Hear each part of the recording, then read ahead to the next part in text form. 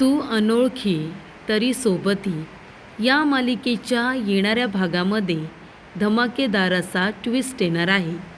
तर प्रेक्षकांनो, अर्पिता आणि समीर या दोघांना गावदेवीच्या दर्शनाला जाण्यापासून अडवण्यासाठी नीलांबरी आणि रेणुका त्या दोघांचं बसचं रिझर्वेशनचं तिकीट लपवून ठेवतात आणि त्यांना आता गावी जाण्यापासून अडवण्याचा प्रयत्न करत असतात.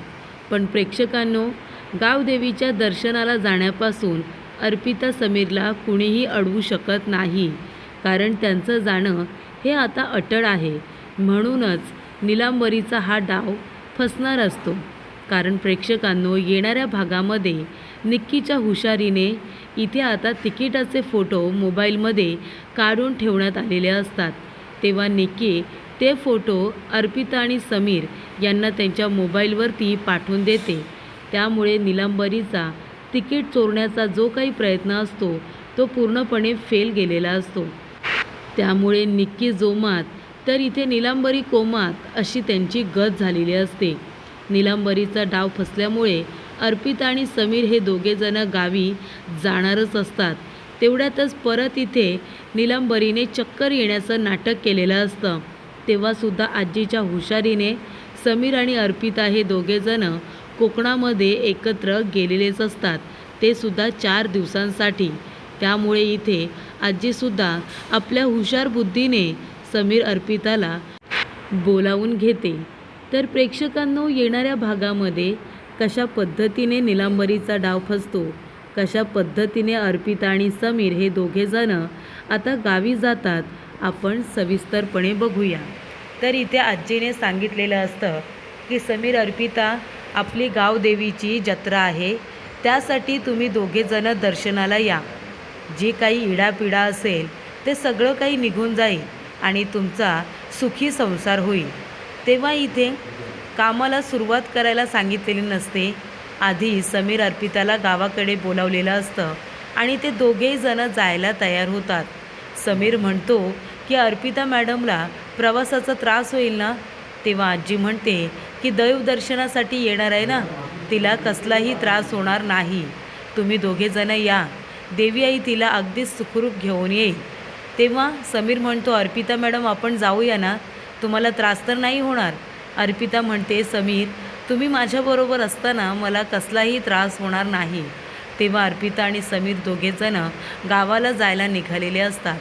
तेव्हा नीलांबरी म्हणते, अरे देवा, हे दोघेजण 4 दिवस जर देवदर्शनाच्या निमित्ताने गावाकडे गेले तर हे दोघेजणच असतील. मग हे दोघेजण एकत्र आले तर नवरा बायको म्हणून अजून जवळ येतील. रेणुका म्हणते, आई ऐकलंस ना, आधीच समीर तुझं काही ऐकत नाही, छोट्या छोट्या गोष्टींवरून तुझ्याबरोबर वाद घालत असतो. आता तर काय, दोघेजण एकत्र गेले आणि जर इथे अर्पिता प्रेग्नंट राहिली ना आणि त्यांना जर बाळ वगैरे झालं तर समीर तुझं काहीच ऐकणार नाही, तुझ्याकडे तो बघणारसुद्धा नाही. आता बघ तुला काय करायचं आहे ते. तेव्हा नीलांबरी म्हणते की ते दोघेजण गावी जातील तेव्हा ना मी त्यांना जाऊच देणार नाही आहे. अर्पिता आणि समीर दोघेजण रात्रीच्या गाडीनेच निघणार असतात. तेव्हा सलीलला पाठवून त्याने रिझर्वेशनचं तिकीट एमर्जन्सीमध्ये आणलेलं असतं. त्यांना 10च्या गाडीचं रिझर्वेशनचं तिकीट हे मिळालेलं असतं. ते दोघेजण आता लवकरच जेवून जायला निघालेले असतात. त्यांच्या बॅग वगैरे पॅक झालेल्या असतात आणि तेव्हा रेणुकाला नीलांबरीने सांगितलेलं असतं की जा आणि समीरच्या रूममधून त्यांची रिझर्वेशनची तिकीट आहेत ना ती चोरून आण, म्हणजे ती त्यांना सापडणार नाही आणि 10 वाजताची त्यांची बस निघून जाईल, मग ते गावीच जाऊ शकणार नाही. त्यामुळे जा. रेणुकाला दिलेलं काम तिने पूर्ण केलेलं असतं. समीरच्या वॉलेटमध्ये रिझर्वेशनचे तिकीटं असतात. ती तिकीटं ती चोरून आपल्या खिशामध्ये घेऊन येते. त्यामुळे इथे आता अर्पिता आणि समीर या दोघांना जाण्यासाठी तिकीटं सापडतच नसतात. तेव्हा नीलांबरी म्हणते, घ्या, आता हे दोघेजण कसे काय जातील. तेव्हा अर्पिता आणि समीर म्हणतात की आता काय करायचं. तेव्हा समीर म्हणतो की ठीक आहे, रिझर्वेशनची तिकीट नसेल तरी पण काहीच हरकत नाही, आपण दोघेजण त्याच बसने जायचं, चला आपण निघूया. तेवढ्यातच इथे निक्कीचा फोन आलेला असतो. निक्की म्हणते की ताई, जीजू, तुम्ही निघालात का? 10 वाजताची तुमची बस आहे माहिती आहे ना? तेव्हा इथे अर्पिता म्हणते, अगं निक्कू इथे खूप मोठा प्रॉब्लेम झाला आहे गं. रिझर्वेशनचे तिकीट समीरने त्यांच्या वॉलेटमध्ये ठेवले होते, पण आता ते नाही आहेत गं, ते हरवलेत. आता रिझर्वेशन नसताना कसं जायचं? बसायला गाडीमध्ये जागा नाही भेटली तर इतका मोठा प्रवास आपण कसा करायचा? तेव्हा इथे आता लगेच निक्की म्हणत असते, अगं ताई एवढंच ना, जर रिझर्वेशनचे तिकीट नसले म्हणून काय झालं? अगं जेव्हा ते तिकीट सलीलने आणि मी काढले ना, तेव्हाच त्या दोन्ही तिकिटांचा फोटो मी माझ्या मोबाईलमध्ये काढून ठेवला होता. मग तू मला कॉल तरी करायचा ना. मी तुला तो फोटो जिजूंच्या मोबाईलवरती पाठवून देते ना. कसलीच अडचण येणार नाही. तो फोटो दाखवा तुम्ही. तेव्हा इथे अर्पिता म्हणते, खरंच निकू तू फोटो काढून ठेवला आहेस? ती म्हणते, हो ताई, कारण कधी कधी तिकीट वगैरे हरवतं ना, मग फोटो काढून ठेवलेला कधीही बरा. जेव्हा सलील आणि मी आम्ही दोघेजणं रिझर्वेशन करायला गेलो होतो ना, तेव्हाच ते तिकीट भेटल्या मी त्याचा फोटो एक माझ्या मोबाईलमध्ये काढून ठेवला होता. मी तो पाठवते तुम्हाला. तेव्हा समीरच्या इथे मोबाईलवरती तिने लगेचच तो फोटो पाठवून दिलेला असतो. तेव्हा इथे निक्कीने खूपच हुशारीने ही कामगिरी बजावलेली असते. तेव्हा समीर म्हणतो की निक्की खरंच थँक्यू सो मच. आज तू फोटो काढून ठेवला नसतास तर आम्हाला व्यवस्थितरित्या गावी जाताच आलं नसतं. खरंच थँक्यू सो मच. तेव्हा इथे निक्कीने खूपच छान असं काम केलेलं असतं. इथे अर्पिता आणि समीर हे दोघेजणं लगेचच निघालेले असतात. तेव्हा रेणुका म्हणते, आता काय करायचं? ही निक्की तर अतिशहाणी निघाली. तिने बघ ना फोटोच काढून ठेवला. मला हे माहितीच नव्हतं की फोटो काढून ठेवला असेल तर तिकीटं चोरून काही उपयोग होणार नाही आहे. तेव्हा नीलांबरी म्हणते की थांब, अजून एक माझा दुसरा मास्टर प्लॅन तयार आहे ना. अगं आता एक प्लॅन माझा फसला आहे, दुसरा प्लॅन मी तयारच ठेवला होता. आता बघ मी काय करते ते. तेव्हा ती म्हणते, आई काय करणार आहेस तू? ती म्हणते, बघ फक्त. आणि तेव्हा नीलांबरी चक्कर येण्याचं नाटक करते. ती म्हणते की आई आई ग. म्हणजे समीर अर्पिता दोघेजणं देवाच्या पाया पडतात. त्यानंतरला मोठ्यांचा आशीर्वाद घेतात आणि आपल्या बॅग्स वगैरे घेऊन घराच्या बाहेर ते पडणार. तेवढ्यातच नीलांबरी चक्कर येण्याचं नाटक करते. ती म्हणते, आई आई ग, आणि चक्कर येऊन खाली पडते.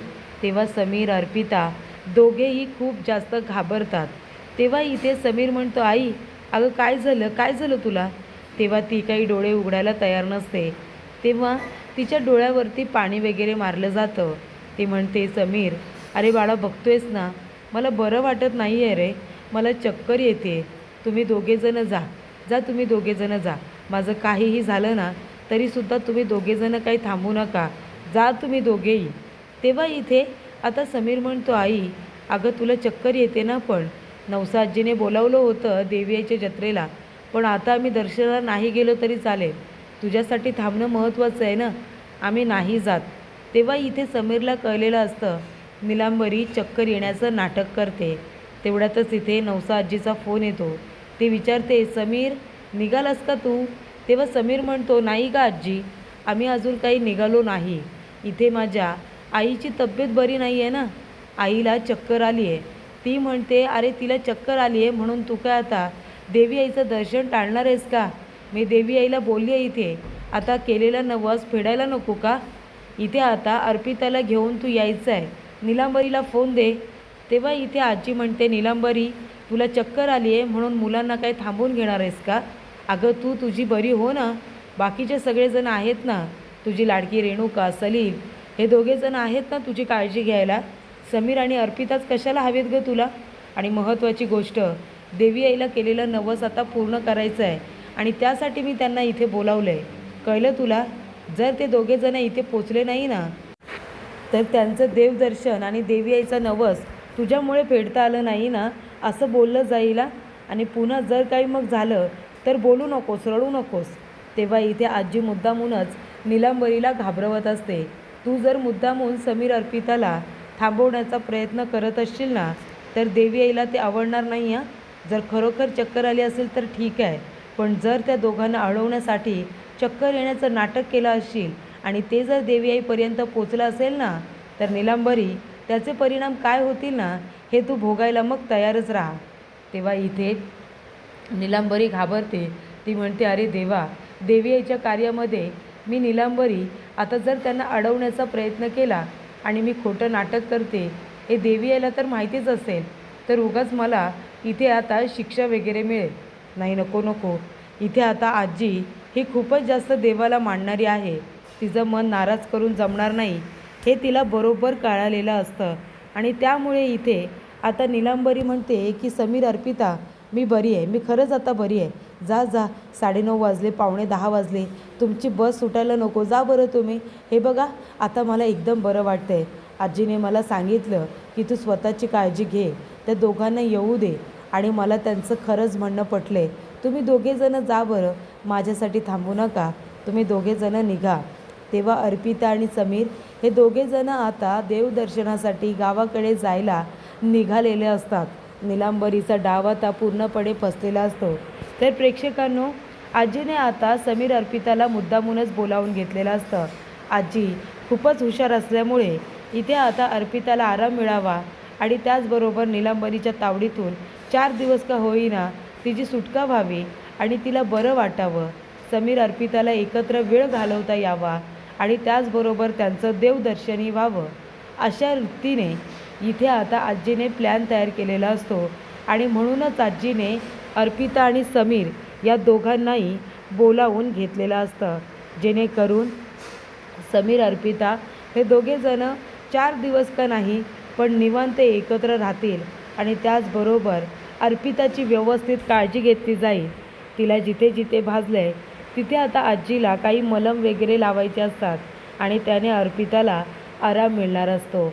अशा रीतीने इथे आता आजीच्या हुशारीमुळे अर्पिता आणि समीर हे दोघेजणं नीलांबरीच्या तावडीतून सुटून गावाकडे जायला निघालेले असतात.